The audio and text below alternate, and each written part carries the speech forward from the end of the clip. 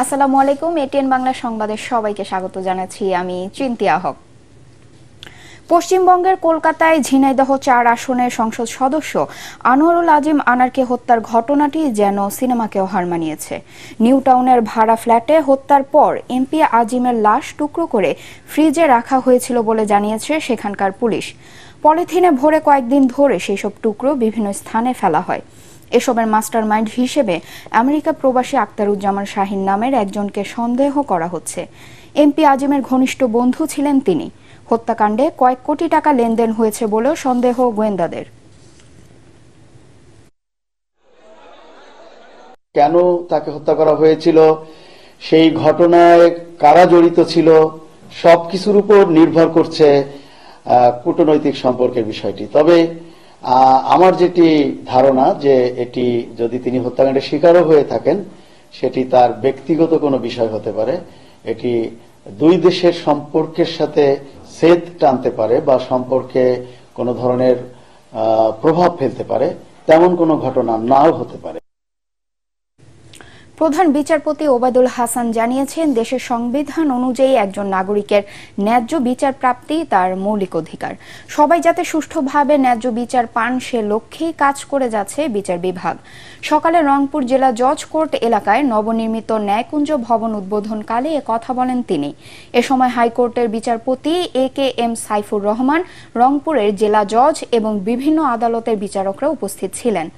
ন্যায়কুঞ্জ উদ্বোধনের পর রংপুরের বিভিন্ন বিভাগের বিচারকদের সাথে মতবিনিময় সভায় যোগ দেন প্রধান বিচারপতি।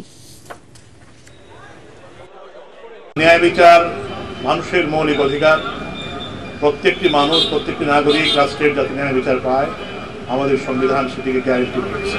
আমি আশা করব এখানকার জেলা জজের নেতৃত্বে যে সকল বিচারকরা আছেন তারা সকলেই অক্লান্ত পরিশ্রম করে যে বিচারের যে দীর্ঘসূত্রিতা এবং আমাদের যে ব্যাকলগ আছে সেগুলো দূরীভূত করার চেষ্টা করবে। শ্রম আইন লঙ্ঘনের মামলায় 6 মাসের সাজাপ্রাপ্ত নোবেলজয়ী অর্থনীতিবিদ ও গ্রামীণ টেলিকমের চেয়ারম্যান ডক্টর মোহাম্মদ ইউনুস সহ অন্যান্য আসামির জামিনের মেয়াদ 4 জুলাই পর্যন্ত বাড়িয়েছে শ্রম আপিল ট্রাইব্যুনাল। রাজধানী পল্টনে শ্রম আইন ট্রাইব্যুনালে সকালে উপস্থিত হয়ে তিনি জামিন চাইলে বিচারক MA আওয়াল আদেশ দেন। গত 16 এপ্রিল শ্রম আইন লঙ্ঘনের অভিযোগে ডক্টর ইউনুসকে 23 মে পর্যন্ত জামিন দিয়েছিল আদালত। আজ মেয়াদ শেষ হওয়ায় নতুন করে জামিন নিতে তিনি ট্রাইব্যুনালে আসেন। আদেশের পর তাৎক্ষণিক প্রতিক্রিয়ায় ডক্টর ইউনুস বলেন, বৃদ্ধ বয়সে আদালতে এসে বিড়ম্বনায় পড়ছেন তিনি।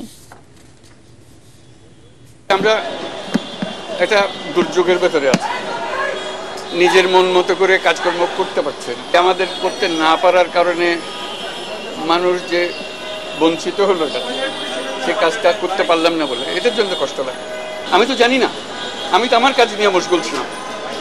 কেউ আমার উপরে রাগ করলো, কেন রাগ করলো, এত রাগ করলো যে আমাকে কাজকর্ম থেকে বিচ্যুত করে দিতে হবে, আমাকে গ্রামীণ ব্যাংক থেকে সরিয়ে দিতে হবে, ইত্যাদি ইত্যাদি।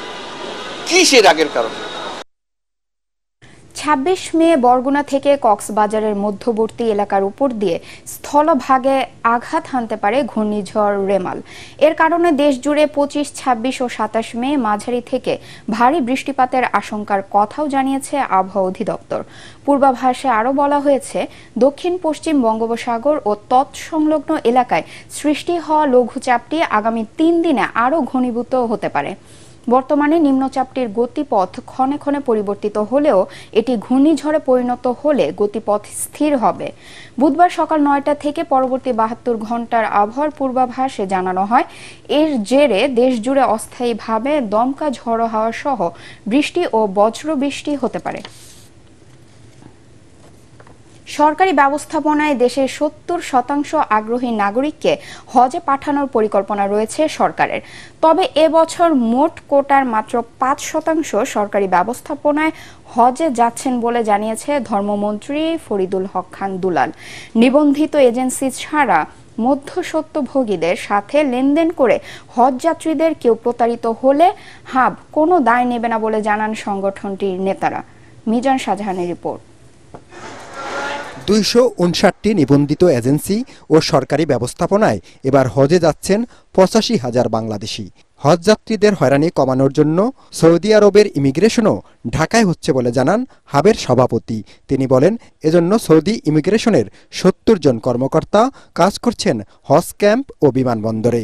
যারা নিবন্ধিত হজযাত্রী তারা সকলেই যাবেন, কেউ আর বঞ্চিত হবেন না ইনশাল্লাহ, এবং তারা কমফোর্টেবলি যাবেন, স্বাচ্ছন্দ্যপূর্ণ বিড়ম্বনাহীনভাবে যাবেন। ফ্যামিলির লোকজন উনি পৌঁছার পরে জানতে চায় যে তিনি পৌঁছেছেন কিনা সেখানে, আবার তারাও দ্রুত ফ্যামিলিকে জানাতে চায়।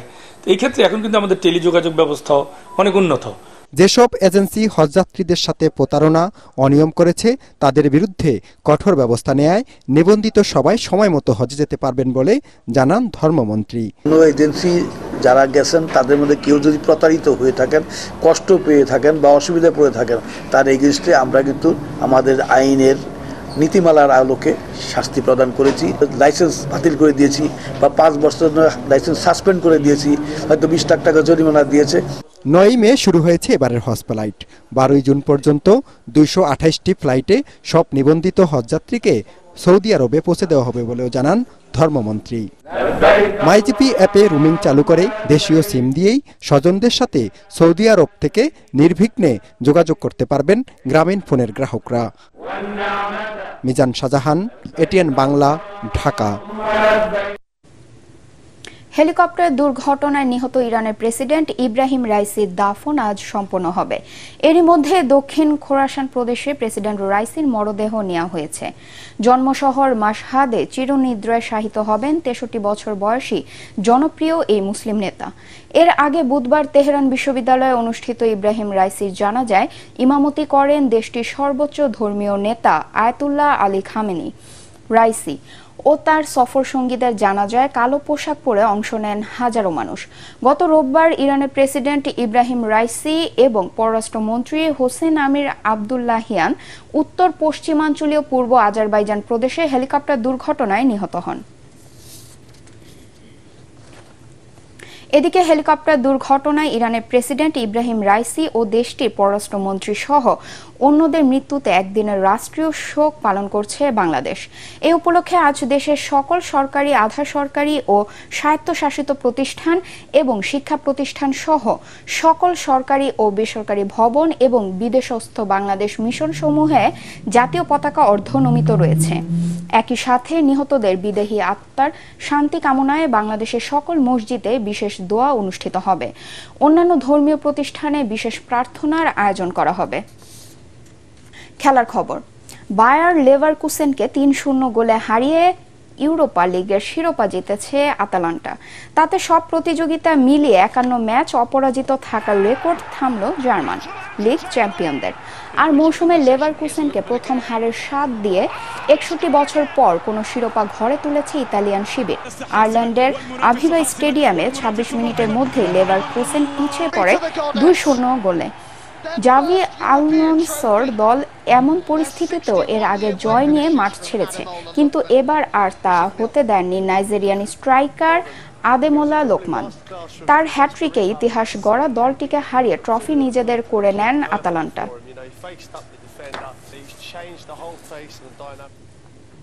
পরবর্তী সংবাদ দেখার আমন্ত্রণ জানিয়ে এখনকার মতো শেষ করছি।